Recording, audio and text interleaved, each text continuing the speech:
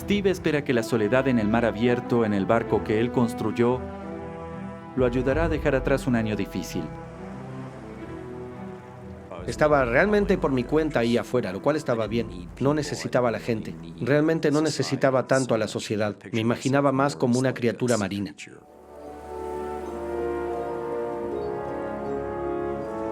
La primera semana en alta mar, el clima es excepcionalmente bueno.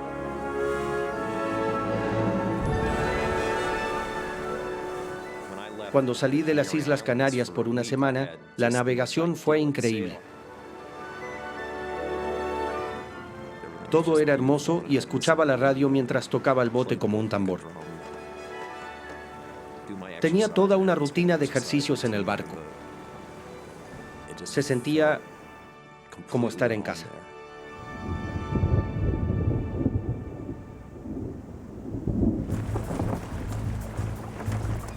Pero a 1.200 kilómetros y una semana en el medio del Atlántico, el clima comienza a cambiar.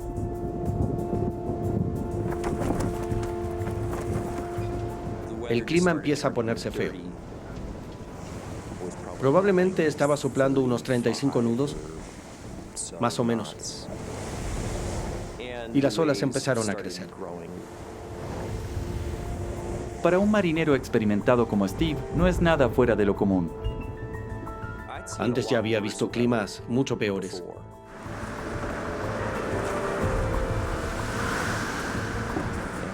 Pensé que podría ser cosa de 1 o 2 días y que todo pasaría. No le di importancia. Todo estaba bien.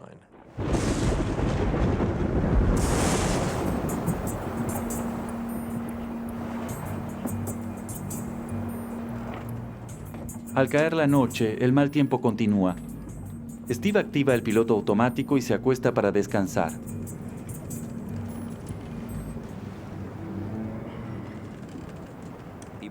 La gente cree que navegar es una tarea tranquila. No lo es.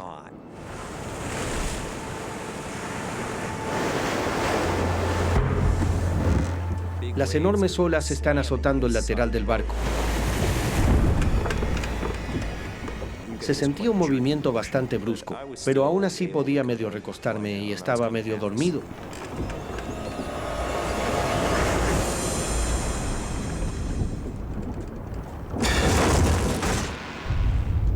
De repente hubo un estruendo fuerte en el lado de la proa. Y de inmediato fue como una inmensa inundación de agua. Steve no tiene idea con qué chocó, pero el casco del barco ha sido destrozado.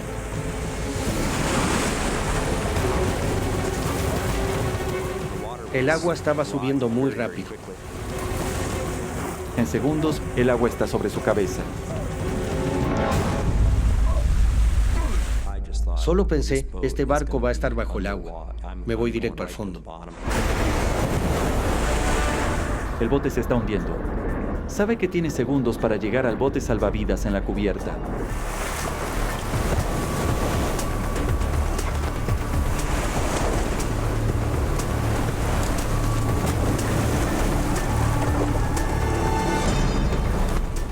Entonces tiro de la cuerda y la cuerda sigue saliendo. No pasa nada de nada. ¡Vamos! Esto no funcionó. ¡Vamos!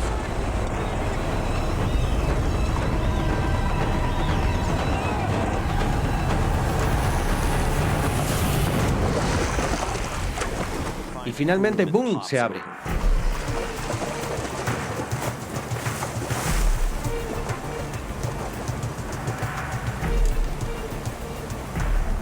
Steve llega a salvo, pero justo cuando está a punto de soltarse, surge un pensamiento aterrador. Me di cuenta de que con el equipo que había en la balsa no duraría mucho tiempo. Todo lo que necesita para sobrevivir está dentro del barco inundado.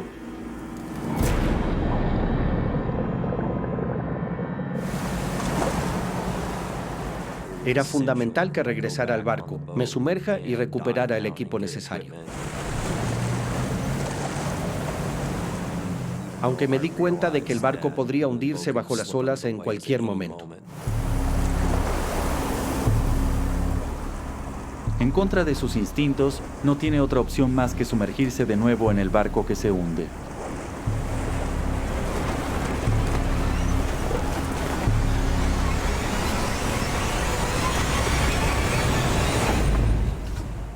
Todo estaba oscuro, así que no podía ver nada.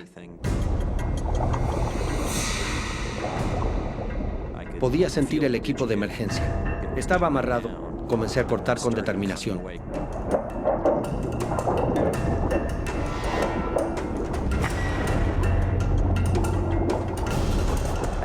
Steve libera su kit de emergencia. Pero justo cuando llega a la escotilla, la escotilla se cerró de golpe. El barco está cubierto de agua. Me voy a hundir. Pensé que era el fin. Si no salgo de aquí ahora mismo, estoy sumamente seguro de que voy a morir. No tengo ninguna duda.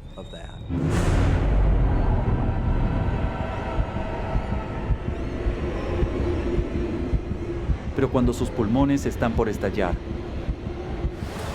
una enorme ola rompe contra el barco.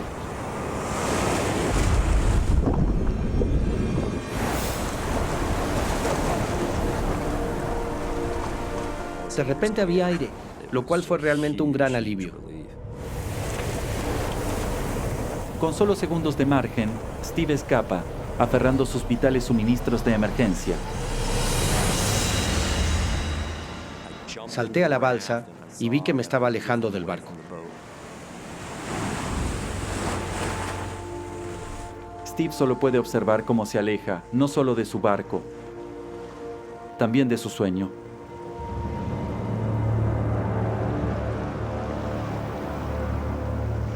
A la deriva en medio del océano Atlántico. Fue simplemente devastador.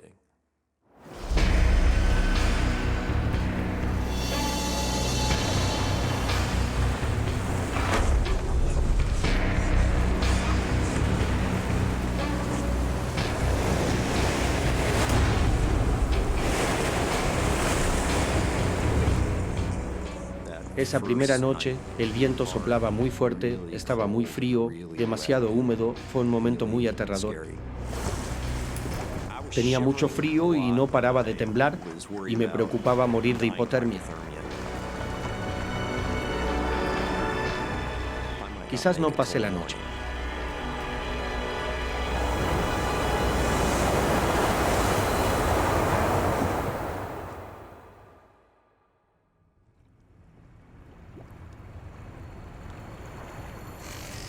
Día 1. Sale el sol, para revelar el horror de la situación de Steve. Su barco se perdió, y está solo en medio del Atlántico.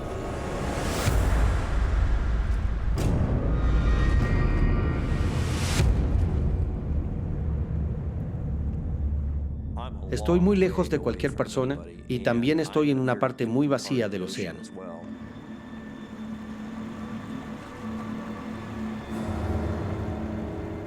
Solo soy una pequeña cosita rodeada por la inmensidad del mar.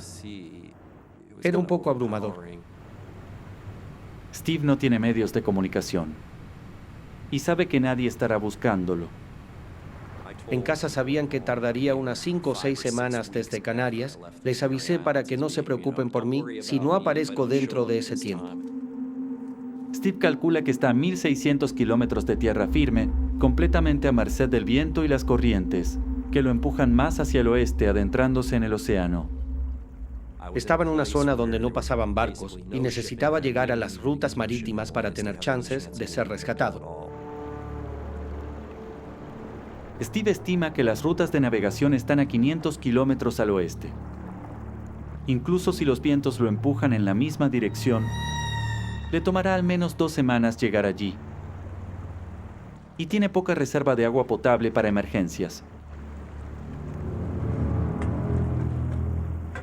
Tenía alrededor de 8 litros de agua, que teóricamente eran suficientes para tal vez 8 días. Sin suficiente agua, no tiene ninguna posibilidad de llegar vivo a las rutas marítimas. Es irónico que el desierto más grande del mundo sea el océano. No puedes beber nada de esa agua, no hay sombra. Y mis posibilidades de sobrevivir eran casi nulas.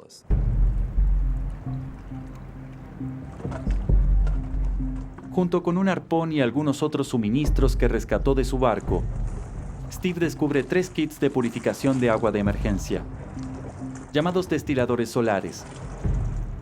Los destiladores solares que tenía fueron creados para pilotos de la Segunda Guerra Mundial. Nunca conocí a nadie que realmente los hubiera usado.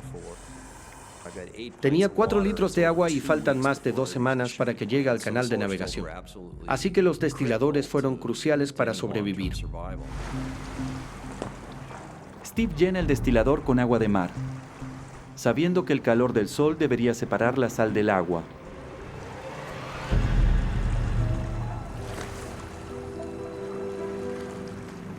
En media hora ya tenía una bolsa llena de agua.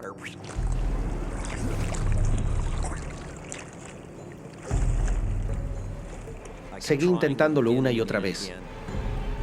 Steve no logra entender cómo funciona. Es agua de mar, solo agua de mar. Simplemente no funcionó. Y ahora enfrenta su primera noche a la deriva en el océano.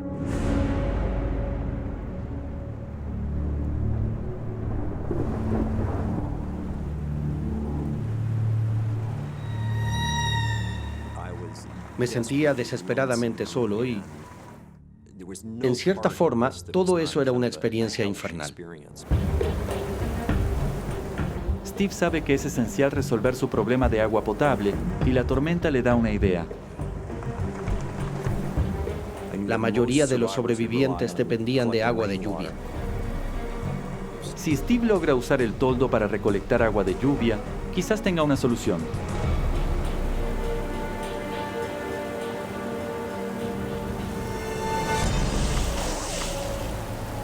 Era prácticamente como beber el vómito de alguien. Era tan horrible que no se podía beber. El pigmento naranja del toldo contamina el agua. Decidí que nunca iba a beber agua del toldo. Era demasiado peligroso.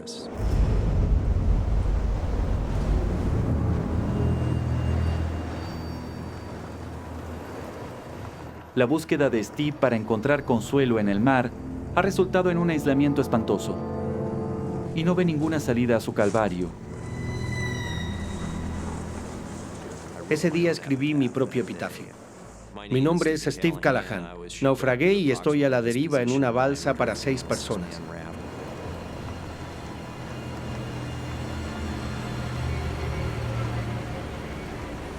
Simplemente sentí que estaba totalmente condenado.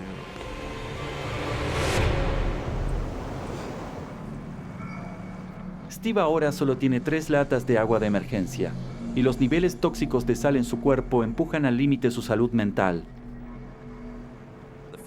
La parte física de mí decía, mira, ahí hay agua, vamos a agarrarla. Pero la parte racional, la que domina y controla, me decía, no, no tiene sentido a menos que estés a punto de morir. Todavía no es momento de hacer eso.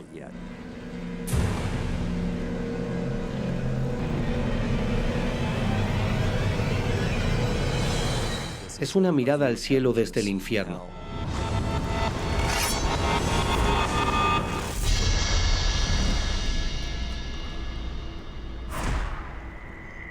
Solo en el océano por más de 70 días el cuerpo y la mente de Steve ahora están colapsando. Su única opción es llegar a tierra. Pensaba que iba a ver las islas mucho tiempo antes de este momento. Día 73. Día 74.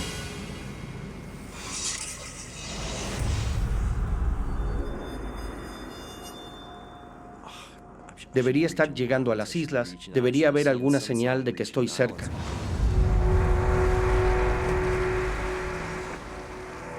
Pero Steve se da cuenta de algo. Si ha calculado mal su posición, las corrientes lo arrastrarán al océano y a un destino fatal. Quizás estoy tan al norte que lo siguiente es Inglaterra. Dentro de 8 meses.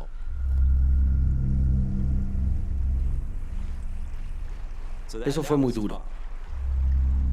Estaba muy preocupado de haberme equivocado y pensar que no lo lograría. Ya no sé qué pensar. Día 75.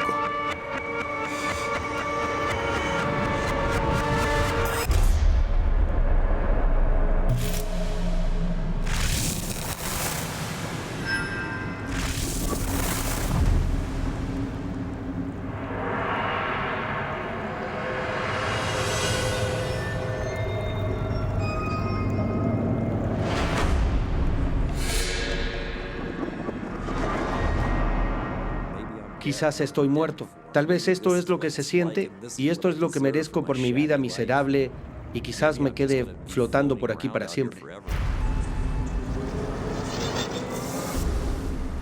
Sentí la desesperanza de quienes quedaron a la deriva en el mar y nunca regresaron, sin que nadie supiera qué pasó.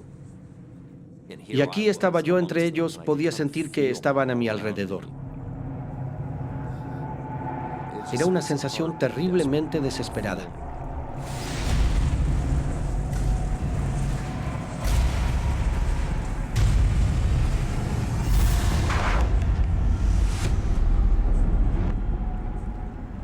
Había terminado.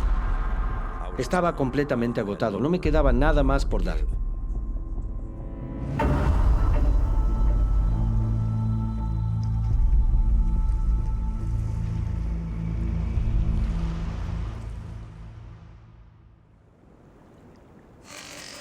Día 76.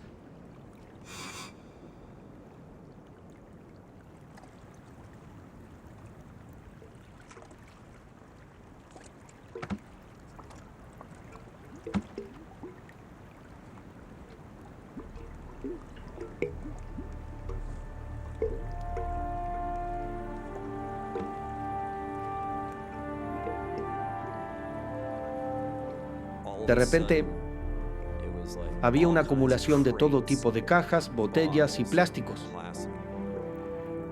Para mí, esa fue la primera señal clara de que algo estaba cambiando. Algo voy a ver.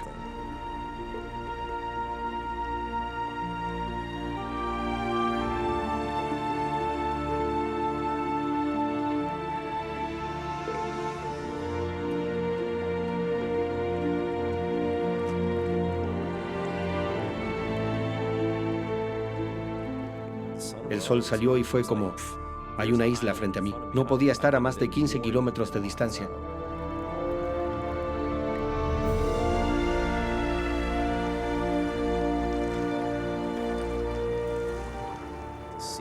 Al ver el verde de la isla fue como tan fuerte, eso fue intenso.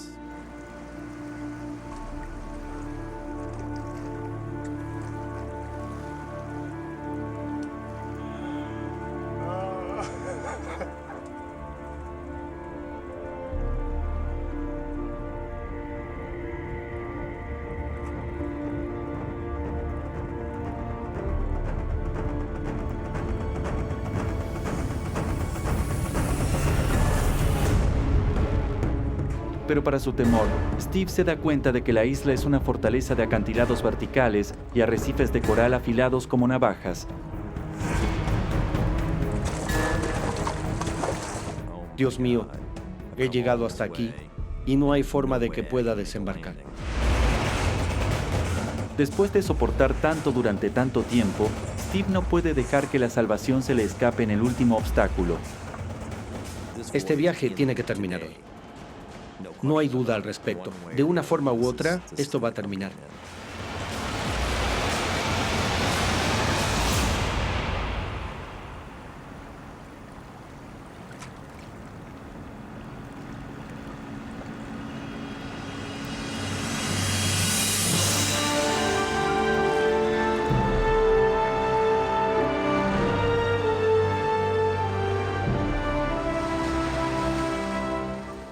Oh, wow.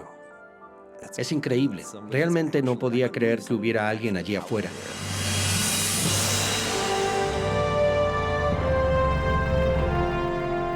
En la mañana de su día 76 a la deriva, unos pescadores locales avistan a Steve. Él dijo algo así como, ¿qué haces aquí afuera, amigo? Y yo respondí, bueno, estoy aquí mejorando mi bronceado.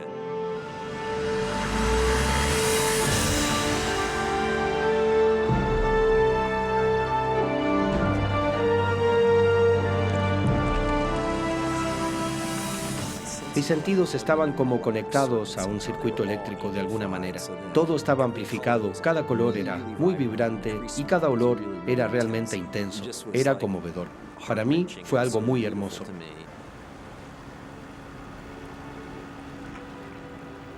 Tras soportar 76 días en su diminuta balsa, los músculos se han atrofiado y pesa solo 45 kilos.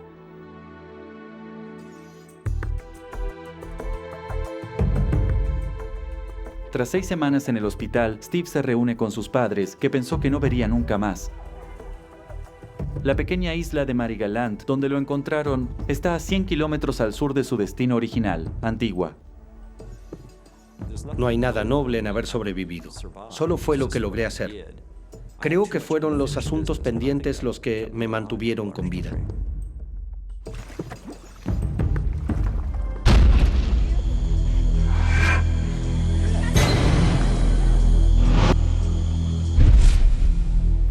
Azariamas, un lejano pueblo fronterizo ubicado en la selva boliviana. Es raro que los turistas lleguen hasta aquí, pero parece figurar en los mapas de los mochileros que van en busca de aventuras. Es exactamente la clase de lugar donde esperarían encontrar a Kevin Gale, fotógrafo y amante de la vida al aire libre. Vive en Oregón, pero hace años que viaja alrededor del mundo. Lo consideran una leyenda en los senderos para aventureros en Sudamérica. Fui a Sudamérica para disfrutar de la naturaleza. Me motivaba simplemente viajar de Colombia a la Patagonia y hacer la mayor cantidad de travesías que se pudiera. Josie Ginsberg es unos años menor que Kevin y se siente algo intimidado por él. Sin embargo, Josie también tiene una experiencia de vida importante. Acaba de salir del ejército israelí. El motivo por el que vine a Sudamérica fue uno solo y lo tenía muy claro. Buscaba una aventura. Yo era muy ingenuo. Estaba lleno de energía, abierto al mundo. Todo era posible para mí. Con Kevin y Josie viaja también Markus Stamm, de Suiza. Su novia lo acaba de dejar y busca no pensar en la separación. Markus y yo habíamos sido grandes amigos. Habíamos viajado juntos durante 8 meses. Estos muchachos están abiertos a la aventura, de modo que cuando Karl Rubrechter, un austríaco carismático que se autoproclama guía de la selva, ofrece llevarlos hasta un lejano pueblo indígena, lo escuchan maravillados. ¡Qué mapa tan malo! Sin detalles. Toda Bolivia en un mapa. ¿Ven? Aquí estamos ahora. Cruzamos el río Tuichi. Cortamos por este sendero durante 4 días y terminamos en el pueblo. Allí podrán ver a los verdaderos indígenas. Es una oferta tentadora a la que no pueden resistirse. Había una X hecha con bolígrafo. Carl dijo, allí están los indígenas. Nos dijo que había estado muchas veces en la selva, que era un experto. Entonces no tuve por qué dudar de él.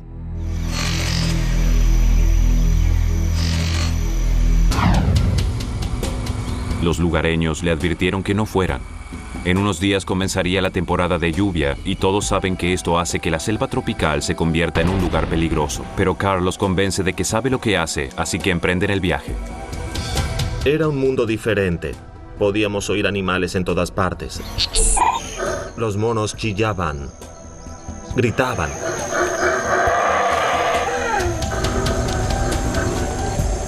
Era una película. Los muchachos no llevan muchas cosas. Saben que encontrarán agua fresca en la selva y piensan conseguir frutas y huevos de aves para alimentarse. Para comer carne, cazarán animales. En teoría, es un plan excelente. Todo lo que teníamos era arroz, porotos y sal. Nada más. El resto lo proveería la selva. Pero lo que matamos no era tan agradable.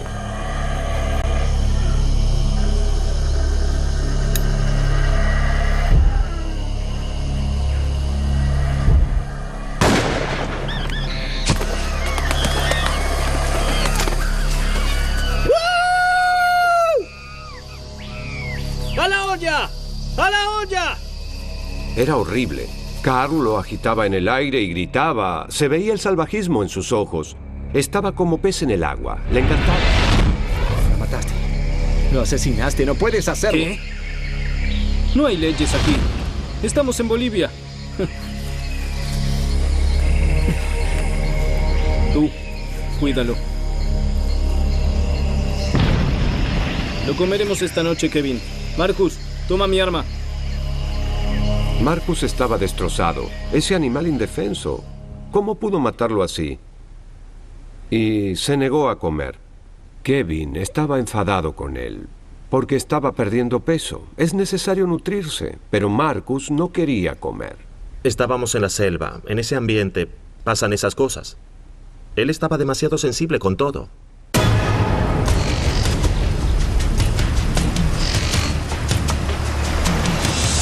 Cinco días y aún no hay señales del pueblo indígena. Josie y Kevin no tienen ningún problema en adaptarse a la selva, pero Marcus se está transformando en un problema. Nosotros nos volvimos más fuertes, pero Marcus no. ¿Qué te ocurre, Marcus? Déjame solo, estoy bien. ¿Por qué no regresas? ¿Qué dices? No lo disfrutas. Tal vez la selva no sea para ti. Aún no hay ningún pueblo a la vista. Los muchachos empiezan a pensar que tendrían que haber escuchado las advertencias de los lugareños cuando les decían que en el Amazonas solo hay 2 temporadas, la de lluvia y la de mucha lluvia. Marcus está cada vez más débil por la falta de alimento y se queda atrás. También se queja porque siente mucho dolor en los pies. No se sentía cómodo caminando. Ese era el problema principal. Decía que el dolor era tremendo. No le creíamos. Siempre buscaba una razón para quejarse. Pero cuando Marcus se saca las botas, los otros ven claramente que tiene un problema. Tienes que tener mucho cuidado con esto. ¿Ves las llagas? Se abrirán y se te saldrá la piel. Y así tus pies estarán acabados.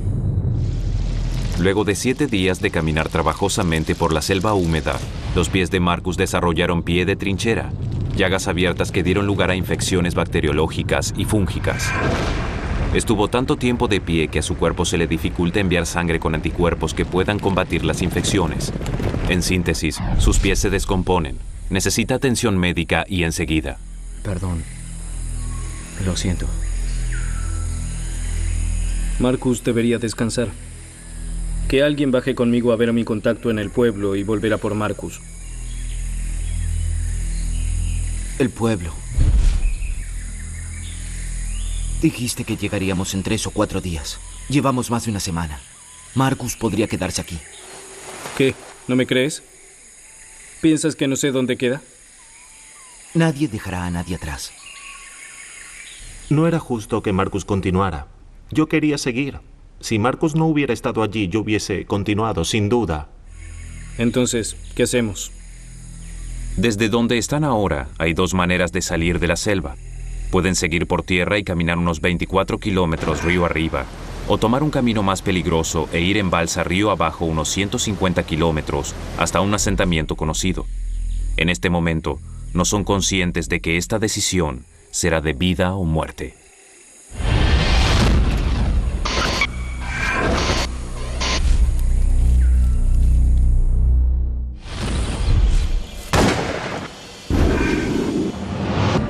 El Amazonas boliviano demostró que no es un lugar donde uno pueda ir desprevenido.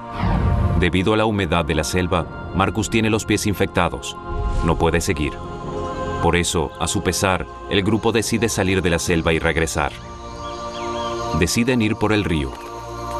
A diferencia de Kevin, que tiene mucha experiencia con la balsa, Carl, el guía del grupo, no es muy hábil en el agua. ¡Izquierda! ¡Izquierda! ¡A la izquierda! ¿Izquierda? Tranquilo, vamos bien. Desde el río, Kevin se dio cuenta de que Carl no tenía autoridad en la materia. Era ridículo, no sabía nadar. Carl no sabía lo que hacía en la balsa. Y yo se lo hice saber, le dije que estaba haciendo todo al revés. Escúchame, vamos bien. Nadie se va a ahogar. Yo creo que vamos bien. En ese momento había peleas en la balsa. Peleaban porque Carl decía que teníamos que ir hacia la izquierda y Kevin decía, tonterías, tenemos que ir para el otro lado. Entonces Carl empezaba a gritar y a insultar. ¡No me escuchas! ¡Mira lo que pasa! Era una locura estar así en el río. No había cooperación ni compañerismo. Era como un infierno. Luego Carl nos hizo parar en el margen derecho del río. Por ningún motivo en especial, solo dijo descansemos. Pero después nos dimos cuenta de que no había sido casual. No quería descansar. Lo planeó. Sé que lo hizo.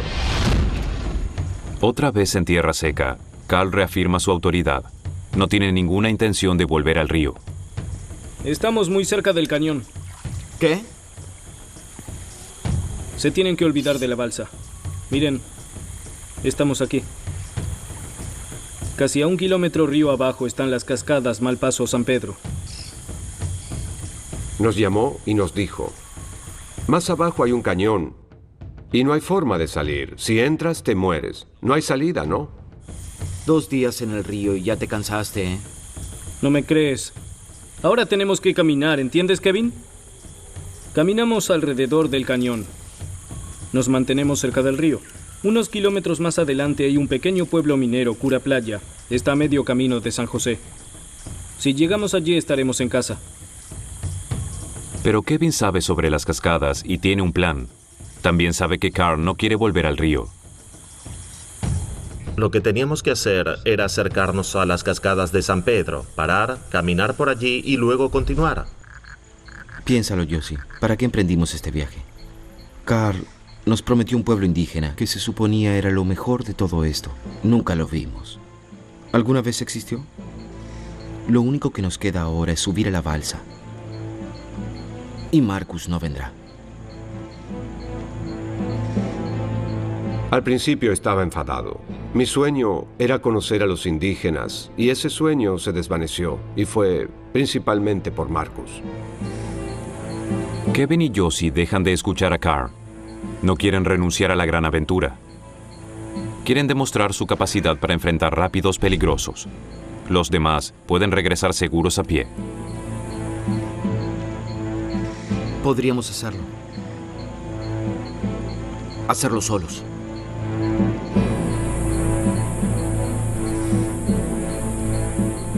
Elegí a Kevin. En ese momento lo elegí a él. Era mi compañero. Me quedé con él. Tú no vendrás, Marcus. Pasaron 3 días de la inundación. Lo único que Josie tiene para comer son huevos de ave y frutas en descomposición que están diseminadas en el suelo.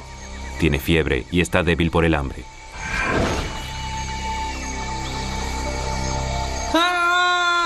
Sentía mucha hambre. Estaba enfermo, herido y débil. Comencé a notar que ya no era consciente de lo que pasaba. Tal vez estaba enloqueciéndome.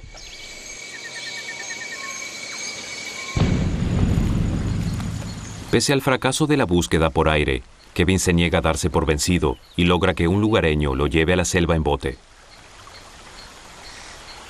Me encontré con un hombre llamado Chico y le pregunté si podía llevarme hasta Twitchy. Me contestó que sí, pero que debía regresar dentro de 3 días, lo cual era mejor que nada, de modo que acepté.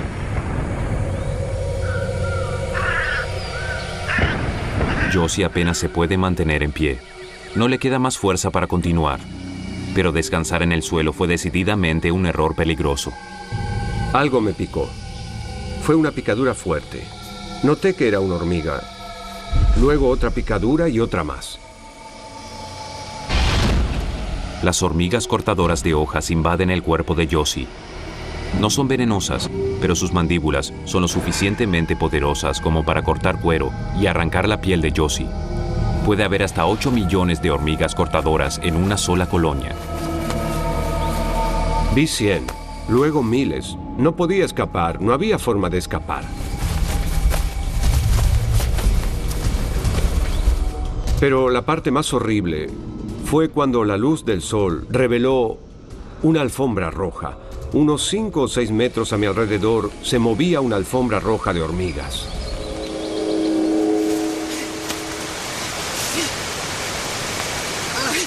Ahora tenemos que caminar, ¿entiendes, Kevin?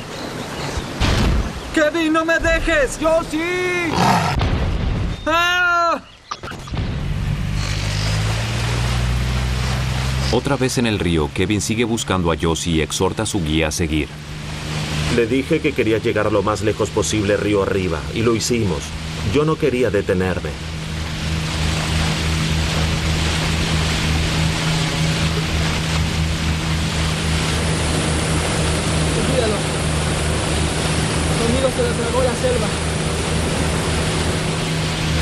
selva, no es más que una selva.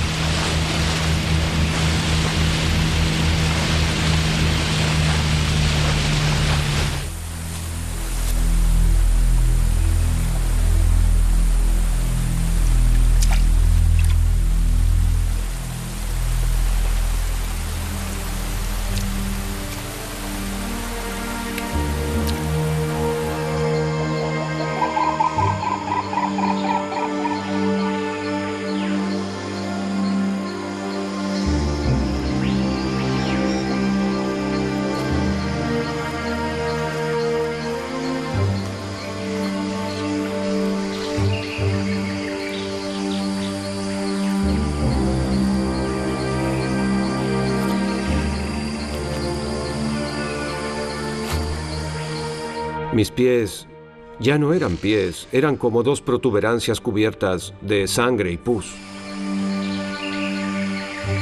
Me rendí. Le pedí a Dios, permíteme morir. Solo quiero descansar, deja que muera.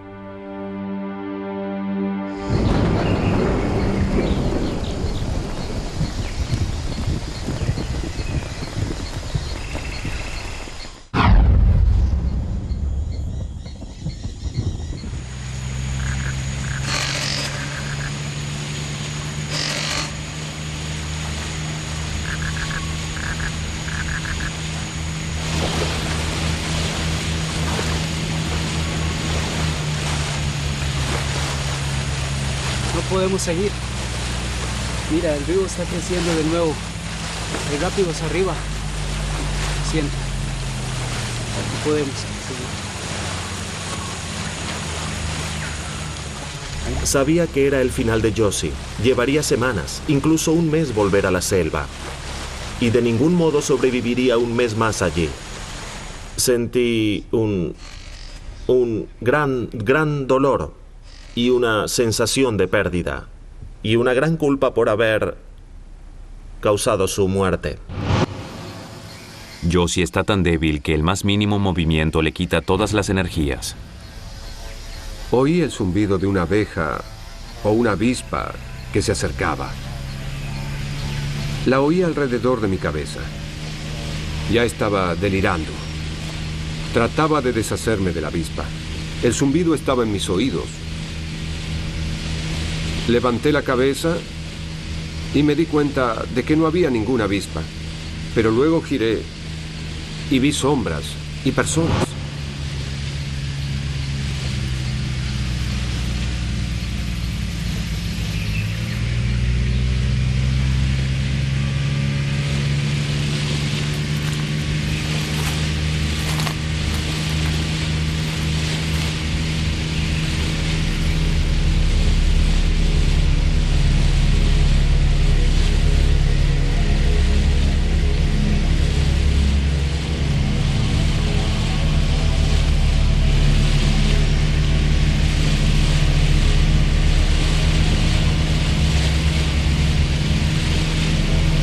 ¡Josie!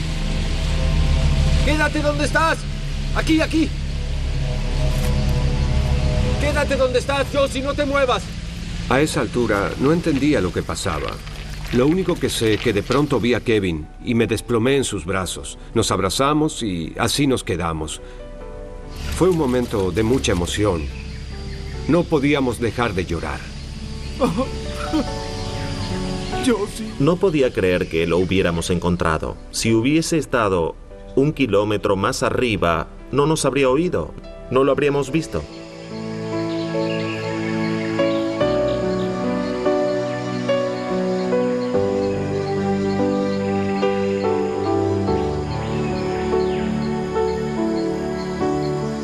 Eso fue un milagro. Sé que Kevin me salvó la vida. Pero, sin duda, fue un milagro. Creo que Josie me salvó la vida, porque si no lo hubiéramos encontrado, si él hubiera muerto en la selva, yo habría llevado una pesada carga por haber causado su muerte.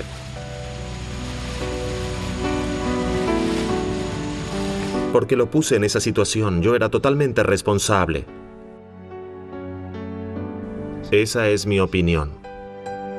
Lo que hacía un mes había empezado como una apasionante expedición de 3 muchachos en busca de aventuras y un guía, tal vez desquiciado pero definitivamente persuasivo, terminó en una odisea de supervivencia para Kevin y Josie, que duró 20 días. Se impresionaron al conocer el destino de Marcus y Carl. Ellos creían que habían salido sin problemas de la selva. Fue conmocionante enterarnos de que no había rastros de Marcus ni de Carl. Por supuesto que cuando supe que Marcus se había perdido en la selva, me sentí pero muy mal. Kevin volvió inmediatamente a la selva para buscarlos, pero no pudo encontrar ninguna señal, ninguna huella. Parecían evaporados. El ejército boliviano también montó un operativo de búsqueda y descubrió que el pueblo indígena que Carl había marcado en el mapa no existía. Durante los años siguientes, Kevin y Josie buscaron a Marcus y a Carl, pero jamás encontraron nada. No me siento culpable de no haber llevado a Marcus. Sigo pensando que no dejarlo ir fue la decisión correcta. Pero siempre pensé, y ahora a veces también, que si hubiésemos regresado con Carl y con Marcus, si hubiésemos vuelto juntos, todo habría sido diferente. Pensábamos que lo que íbamos a hacer era más peligroso. Si sirve como excusa, eso era lo que pensábamos. Aún así, tomamos la decisión por él y nunca regresó. Kevin sigue fotografiando la naturaleza y disfruta de viajar. Conoció a su esposa, Orla, en una de las misiones de rescate. Ahora viven en un kibutz, en Israel, con sus 2 hijos. Josie Ginsberg es escritor y un gran orador que trabaja para preservar la selva amazónica. Vive en la selva tropical de New South Wales, en Australia.